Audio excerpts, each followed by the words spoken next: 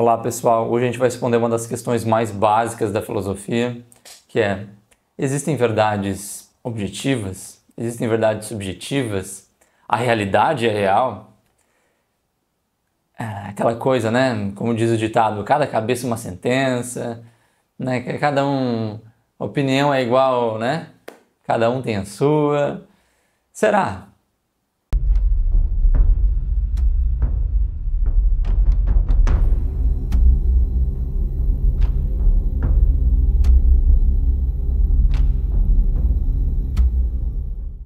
Para começar o nosso pensamento aqui, eu vou estabelecer algumas premissas que vão parecer num primeiro momento muito óbvias, autoevidentes, mas conforme o debate vai avançando, essas coisas começam a ficar confusas, as obviedades deixam de ser tão óbvias assim. Então vamos lá. A nossa premissa 1 é muito simples. A realidade é real. Simplesmente isso. Pessoas muito influentes já se questionaram seriamente a respeito disso, como por exemplo Descartes. Descartes levou esse questionamento às últimas instâncias e chegou à conclusão de que, bom, se existe algo que duvida, o próprio ato de duvidar, o famoso penso, logo existo, já deixa autoevidente que pelo menos a minha dúvida existe. E se a minha dúvida existe, algo existe. Pelo menos isso, objetivamente, existe. E ainda que você venha dizer que não, na verdade tudo é uma grande subjetividade, não existem verdades objetivas, é tudo subjetivo, note bem, isso já é uma verdade objetiva. Partindo por uma segunda premissa, existe algo que não é real? Sim, existe. Por exemplo, se eu afirmasse para vocês que aqui atrás de mim há um elefante cor-de-rosa. Bom, claramente não há um elefante cor-de-rosa atrás de mim, e vocês diriam, não, isso é uma afirmativa falsa. Mas por que a gente pode dizer que algo é mentira? A própria noção da mentira implica de que existe uma verdade. Na verdade, mentir é nada mais do que corromper substâncias, né? As nossas palavras, a nossa linguagem, ela pode ser categorizada em algumas categorias. E se essas categorias são corrompidas, como por exemplo a categoria da substância, existe um elefante atrás de mim? Não, não há substância elefante atrás de você. Você está mentindo. Então, pela própria noção da verdade, a gente pode estabelecer de que, sim, a verdade existe e verdades objetivas existem. Objetivamente, não há um elefante atrás de mim. E agora eu já passo para a minha próxima premissa. A realidade pode fugir aos 5 sentidos. Sim. Existem, por exemplo, diversas ondas de rádio passando por mim, sinal de internet, que também são ondas eletromagnéticas, e eu não estou vendo nem sentindo nada disso. Uma pessoa que não teria conhecimento dessas tecnologias poderia afirmar tranquilamente de que não, isso não existe. E seria um questionamento bem razoável por parte dela, concorda? Ela não tem como medir.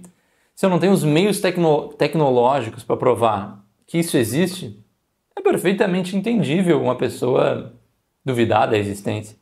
Mas, bom, a gente percebe que essas coisas existem, apesar de nós não estarmos vendo. Então, sim, existem coisas que fogem aos 5 sentidos e que são absolutamente reais.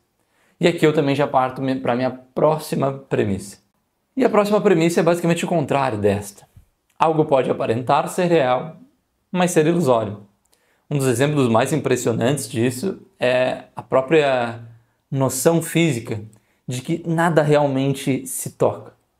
Sim, os nossos átomos são compostos de elétrons e prótons e nêutrons, e esses elétrons eles têm entre si uma carga repulsiva muito forte mesmo, ao ponto de elétrons não poderem se tocar a não ser com experimentos científicos muito radicais e complexos.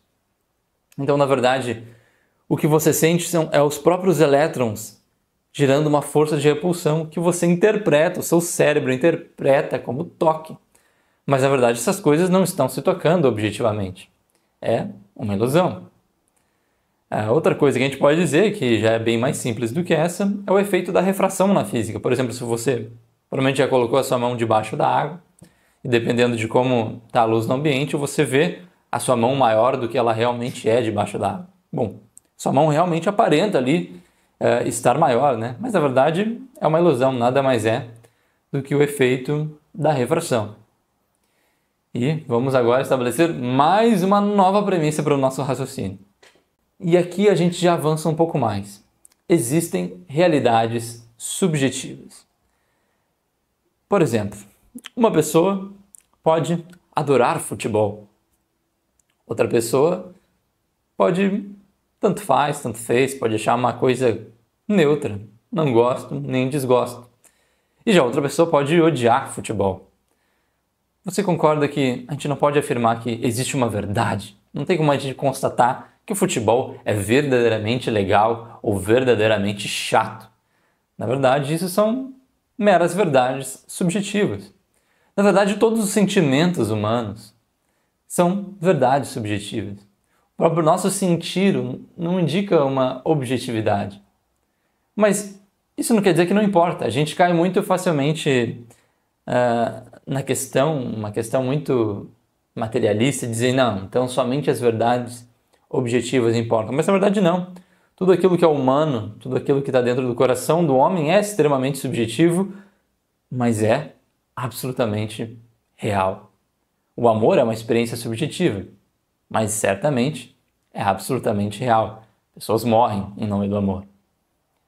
E mais uma vez, vou partir para uma próxima premissa para a gente continuar avançando no nosso raciocínio. Realidades consensuais não são necessariamente realidades objetivas. Esse é um exemplo muito claro que a gente tem em diversos momentos aí da nossa história, né? Por exemplo, a gente já achou que o fato de uma pessoa ter um pouco mais de melanina na pele indicaria que, na verdade, ela não possui alma e que ela poderia ser escravizada. Boa parte da humanidade achou isso completamente aceitável e normal. Isso era uma realidade subjetiva, uma verdade subjetiva para esse povo. Mas avançando um pouco mais, a gente percebe, puxa vida, estávamos bem equivocados. Então, não quer dizer porque muitas pessoas concordam com uma coisa, muitas pessoas tratam aquilo como verdade, quer dizer que aquilo é verdade. Por exemplo, existem alguns países até hoje que mulheres não podem sair de casa sem autorização de seu marido. Mulheres não têm o direito de dirigir. Até hoje, as pessoas vivem ainda em locais bem famosos, inclusive do planeta, sobre determinados paradigmas como esse. Então não quer dizer que todo mundo concordar com uma realidade, quer dizer que essa verdade torna-se uma verdade. Então é importante a gente estabelecer essa premissa. Sim, 1000 pessoas podem achar uma coisa dentro de um grupo de 1000 pessoas. 999 podem achar que aquilo é verdade e uma pessoa achar que é mentira e esta pessoa que acha que é mentira estar efetivamente correta. Vamos partir já para uma próxima premissa. A coisa está começando a melhorar. Existem realidades subjetivas e, quando somadas, possuímos um conjunto de verdade objetiva. Como assim? Voltamos ao exemplo do futebol. Existem pessoas que acham futebol chato. Existem pessoas que acham futebol legal. E existem pessoas que acham futebol neutro. Existem pessoas que o futebol é uma parte muito relevante de suas vidas, inclusive. É algo realmente que move essas pessoas. Então, qual que é a verdade? Bom, a verdade é que existem pessoas que acham futebol chato, neutro e legal. Você percebe que se a gente começa a desapegar das nossas verdades subjetivas, a gente começa a entender melhor o todo. A gente começa a entender que, bom, dentro das possibilidades humanas, existe um gradiente muito grande. Quando a gente se desapega das nossas verdades subjetivas, a gente se aproxima de verdades objetivas. Então, quando você diz realidades subjetivas não importam, o que importa é apenas a objetividade das questões. Perceba, você está objetivamente errado. E pensando um pouquinho mais profundamente, você integrar realidades subjetivas em nome de uma realidade objetiva ainda maior, esse é o maior objetivo da espiritualidade.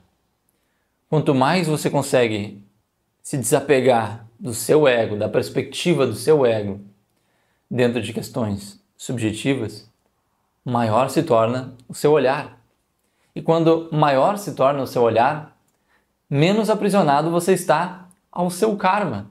Sim, mais livre-arbítrio você ganha, porque com mais amplidão você consegue ver a questão. Vou dar um exemplo muito clássico. A gente gosta muito dentro do meio da espiritualidade de falar o seguinte: eu crio a minha própria realidade. Eu manifesto a minha própria realidade. Bom, e isso de fato é verdade. Você realmente manifesta a sua realidade. Você tem uma capacidade de criar a sua realidade em uma determinada medida. Assim como todo mundo. Todo mundo é capaz de criar o seu próprio ambiente, manifestar o seu próprio ambiente em determinada medida. Então, quando você faz uma afirmativa, eu crio minha própria realidade, bom, essa é uma verdade subjetiva. A realidade objetiva da questão é que a realidade é uma cocriação. E aqui eu já parto para a minha próxima e última premissa. Verdades objetivas existem em diferentes níveis dimensionais. O exemplo mais notório que a gente pode dar a respeito disso é da morte. A morte certamente existe. Para uma pessoa que perdeu um ente querido, a morte é absolutamente real. Essa pessoa de fato foi embora e ela não vai voltar. Mas, em uma perspectiva um pouco mais elevada, a gente percebe, na verdade, que a morte não existe. Essa energia basicamente só está se reciclando. Essa pessoa não desapareceu. Essa pessoa voltou para um lugar onde ela sempre esteve. Então, a gente percebe que a morte existir é uma verdade objetiva. E a morte não existir também é uma realidade, uma verdade objetiva. Então, as verdades objetivas podem existir em diferentes níveis dimensionais, dependendo das suas lentes, dependendo de como você resolve enxergar a questão, dependendo também da sua capacidade de enxergar a questão. Mas será que nós, como seres humanos, somos capazes de realmente não enxergar a realidade com lentes subjetivas? Na verdade, não. Essa é uma questão que, em última instância, é impossível para nós. Porque vejamos bem, você é um ego, certo? O próprio fato de você ser um ego já é uma própria limitação dessa realidade. O seu próprio ego carrega intrinsecamente a incapacidade de enxergar a objetividade com toda a sua amplitude, porque o seu ego lhe limita por definição. Existe o todo e existe a parte. A parte não consegue conter o todo, somente o todo consegue conter a parte. Então você vai ter uma limitação aí de natureza ontológica.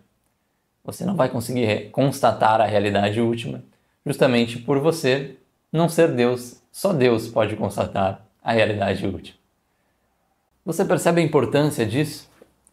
Quanto mais realidades objetivas, quanto mais realidades subjetivas você consegue somar, mais próximo você se aproxima de Deus. Menos karma você carrega.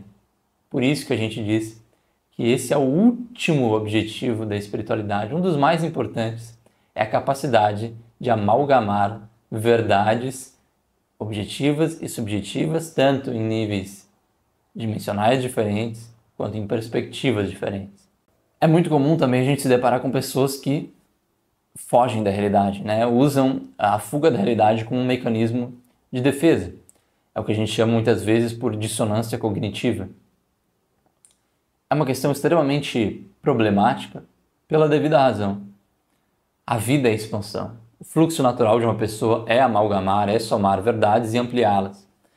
Se essa pessoa se fecha à própria realidade, ela acaba gerando angústia. Por quê? Porque se a vida quer se expandir, essa pessoa tranca essa expansão, naturalmente vai gerar uma carga sintomática e essa psique vai manifestar angústia, sofrimento. Portanto, amalgamar verdades, ampliar verdades, é o destino de todo ser. E quando você compreende e expande as suas verdades, você ganha poder, você ganha capacidade percepcional. E ganhar poder, ter poder, é o que todo ser deseja. Sim, eu vou falar isso ainda num vídeo futuro. Todos nós queremos poder. E compreender a realidade, ampliar a sua capacidade de percepção, é ganhar poder. Então, quando Deus se fragmentou para se expandir, porque essa é a sua natureza ontológica, a gente falou disso num vídeo totalmente dedicado chamado O que é Deus? Você pode conferir. A gente percebeu que Deus ele quer integrar essas partes subjetivas. Deus quer integrar realidades justamente para conseguir se expandir e se tornar ainda mais Deus.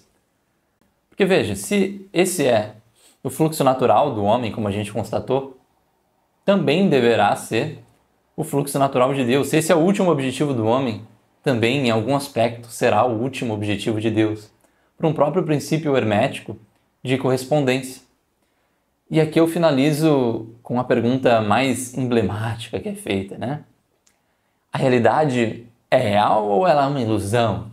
Né? Vivemos na Matrix, afinal de contas? Bom, esse universo é mental. Esse universo está acontecendo dentro da mente de Deus. O universo é mental, mais um princípio hermético. Como ele é, portanto, uma criação, emanou deste ser, em algum certo sentido, ele é ilusório.